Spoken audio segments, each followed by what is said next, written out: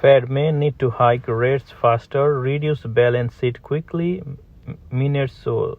Federal Reserve officials said last month that the U.S. labor market was very tight and might need the U.S. central bank not just to raise interest rates sooner than expected but also reduce its overall asset holding to tame high inflation, according to minutes of their December 14-15 policy meeting.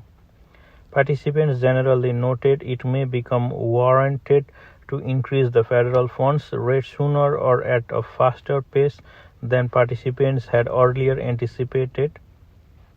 Some participants also noted that it could be appropriate to begin to reduce the size of the Federal Reserve's balance sheet relatively soon after beginning to raise the federal funds rate, the minutes stated. The minutes, which were released on Wednesday, offered more details on the Fed's shift last month towards a more hawkish monetary policy. Policymakers agreed to hasten the end of their pandemic-era program of bond purchases and issued forecasts anticipating three-quarter percentage point rate increase during 2022.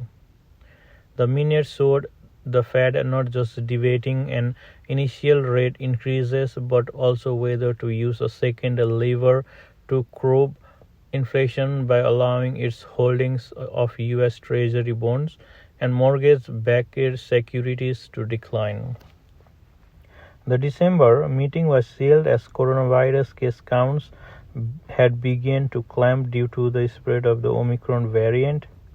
Infections have exploded since then, and there has been no commentary from senior Fed officials yet to indicate whether the changing health situation has altered their views about appropriate monetary policy.